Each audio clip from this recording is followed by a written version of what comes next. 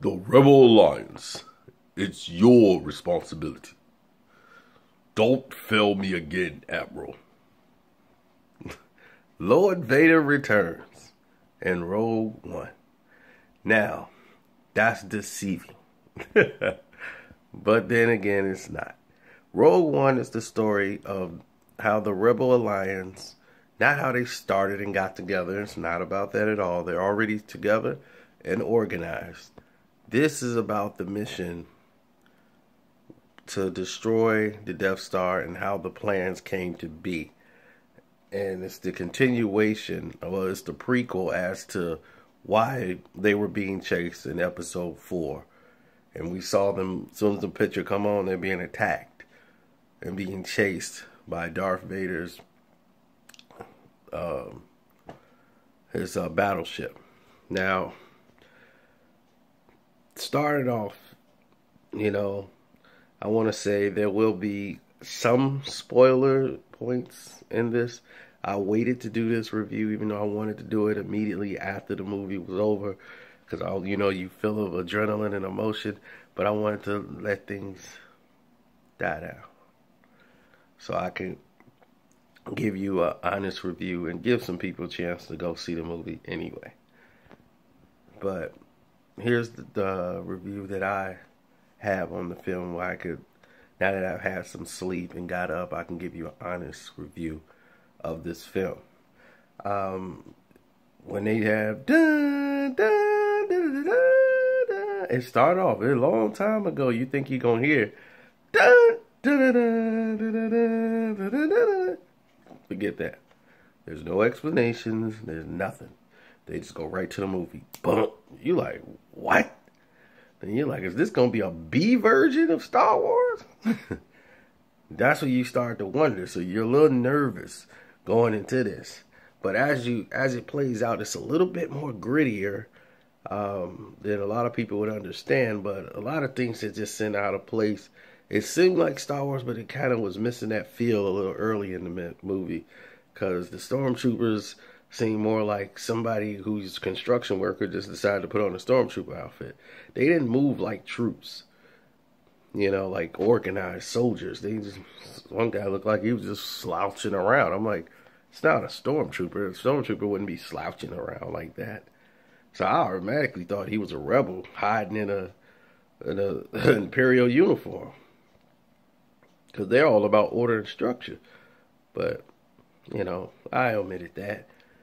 And as the film started to break down, they're going to the backstory of this character, this little girl and her family, and her father.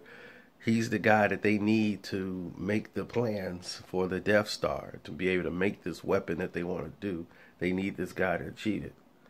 Now that they have him, and he's agreed to go ahead and do this, his daughter has been safely put away and trained by Forrest Whitaker's character, who was in the Clone Wars, where they just basically put him in here so you can identify him with that. And there was a lot of great cameos in the film that kind of like made the movie for me, that I loved. But the movie started to pick up and excel once they started to get things going. And what I did like was they didn't have good guy, bad guy. It's all about point of view, because the rebellion isn't all squeaky clean either. And that's the way it is. Everybody is a good guy in their own mind, with their own, dealing with their own point of view. The Empire feel like they good guys, and the terrorists are the rebellion. The rebellion feel the same about them. They both do shady things. And this is how it is in real life. You got people who in the rebellion who broke off and started their own rebellion because they don't agree with how the rebellion's going. So it's anarchy, basically. And on the other side, they're like, look, we're a superpower, because if you don't like it, you're killed. So it's like, look, deal with it. And that's basically it. So the movie starts to pick up and excel once it, get their characters and you get them the blind swordsman Donnie Yen.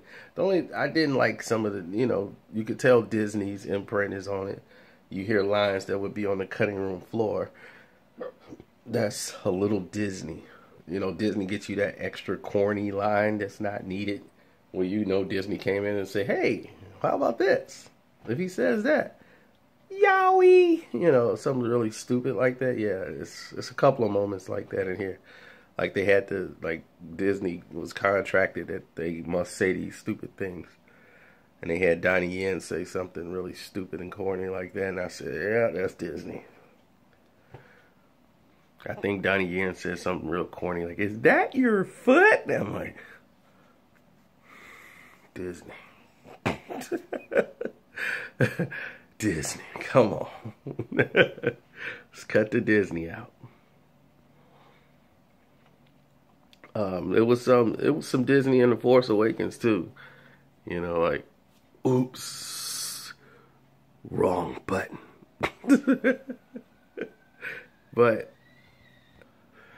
the overall scale, scope, and direction of the film was amazing. Like, some of the shots were great that you wish you would have saw, and threw you back into episode 4, that you saw it from like different angles, and it was amazing. I wish they would have just stayed out there in space sometime.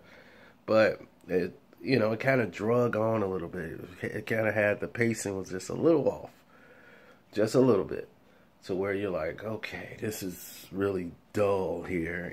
Like, this is boring. I mean, at one point, the robot, the wisecracking robot, he was comic relief for the film, and then it's like they just kept him going and going to like make him like a Jar Jar Binks type of character.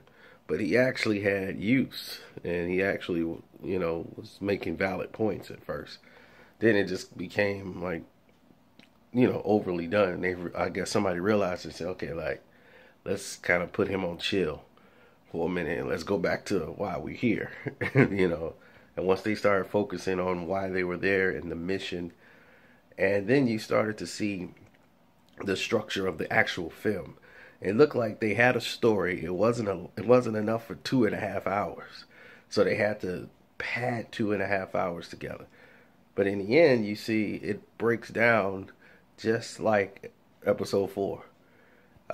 She sees a hologram of her father. The girl, when she's grown up, she sees a hologram of her father, makes her want to go ahead and be a rebel now, join the rebellion. When, she really couldn't care less about the rebellion and joining one. Now she's like, I'm with the rebellion. Yes, my daddy was on a hologram. Luke Skywalker saw a hologram, and that inspired him to join the mission. He was already ambitious, but the hologram set him off. So it's basically the same thing, and they experienced loss. The daughter experienced loss, and Luke experienced loss, and here we go. Now we on this mission to fight the rebellion. Keep the dream alive. Keep the rebellion alive. So Forrest Whitaker style. And oh yes, every scene Lord Vader ends in is worth the price of admission. Just to see Darth Vader. Now, don't think this is Darth Vader from, Return of the Jedi. This is Darth Vader before Empire Strikes Back. He was still young, young enough to do some things, and his suit wasn't all the way. So imagine his suit and how cheesy it looked in episode 4. That's how it looked in this one. They got it right. Don't make his suit super better and everything else. Make it just look as generic as it did in episode 4. And they did that to perfection. They had the look of Darth Vader, because that's exactly what he looked like. Now, when Empire came around, he was all dappered up. The mask was done. The chest piece was done up. He got some bread in his pocket. So, he was running some things.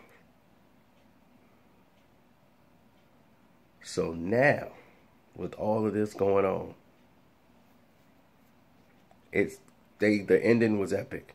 It clearly set you up for episode 4. I want to watch episode 4 right now.